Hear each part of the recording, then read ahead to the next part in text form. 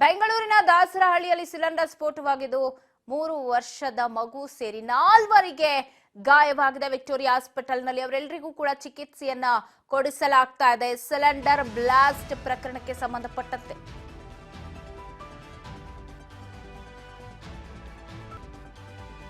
ಗಾಯವಾಗಿದ್ದು Victoria ಆಸ್ಪತ್ರೆಗೆ ದಾಖಲು ಮಾಡಲಾಗಿದೆ.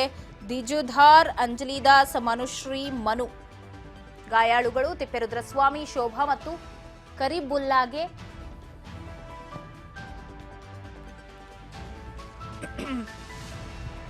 ಗಾಯವಾಗಿದೆ. ಬೆಂಗಳೂರಿನ ದಾಸರಹಳ್ಳಿಯಲ್ಲಿ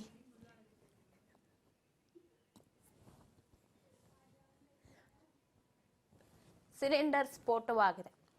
ವಿಕ್ಟೋರಿಯಾ ಆಸ್ಪತ್ರೆಗೆ ಗಾಯಾಳುಗಳಿಗಾಗಲೇ ದಾಖಲೆಯಾಗಿರೋದು. ಸ್ಫೋಟದ ತೀವ್ರತೆಗೆ ಬಾಗ್ಲು ಕಿಟಕಿ ಚೂರ್ಚೂರಾಗೋಗಿದೆ.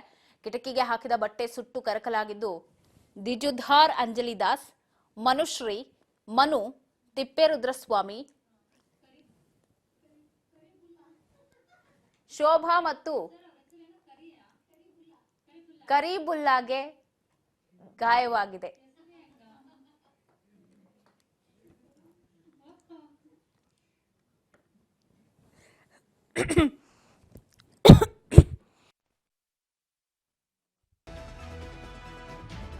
ಶಾಮಕ ಸಿಬ್ಬಂದಿಗಳು ಬಂದಿದ್ದು ಬೆಂಕಿ ನಂದಿಸುವ ಕಾರ್ಯವನ್ನ ನಡೆಸಿದ್ದಾರೆ. ನೋಡಬಹುದು, ಮನೆ ಬಾಗಿಲು ಕಿಟಕಿ ಎಲ್ಲ ಚೂರ್ಚೂರಾಗೋಗಿದೆ.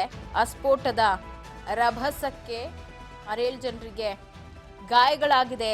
ವಿಕ್ಟೋರಿಯಾ ಹಾಸ್ಪಿಟಲ್ಗೆ ಅವ್ರನ್ನೆಲ್ಲ ರವಾನೆ ಮಾಡಿ ಚಿಕಿತ್ಸೆಯನ್ನು ಕೂಡ ಕೊಡಿಸಲಾಗ್ತಾ ಇದೆ. ಹೆಚ್ಚಿನ ಚಿಕಿತ್ಸೆ ಅಗತ್ಯ ಇರೋ ಹಿನ್ನೆಲೆ 3 ವರ್ಷದ ಮಗು ಸೇರಿದಂತೆ ಗಾಯಾಳುಗಳಿಗೆ ಚಿಕಿತ್ಸೆ ಕೊಡಿಸಲಾಗ್ತಿದೆ. 3 ವರ್ಷದ ಮಗು ಕೂಡ ಇದೆ ಆ ಒಂದು ಸ್ಫೋಟದಲ್ಲಿ. ದಿಜುಧಾರ್, ಅಂಜಲಿದಾಸ್, ಮನುಶ್ರೀ, ಮನು, ತಿಪ್ಪೇರುದ್ರಸ್ವಾಮಿ, ಶೋಭಾ, ಕರೀಬುಲ್ಲಾ ಇವರೆಲ್ಲರಿಗೂ ಕೂಡ ಗಾಯವಾಗಿದ್ದು ವಿಕ್ಟೋರಿಯಾ ಆಸ್ಪತ್ರೆಯಲ್ಲಿ ದಾಖಲು ಮಾಡಿ ಚಿಕಿತ್ಸೆ ಕೊಡಿಸಲಾಗ್ತದೆ.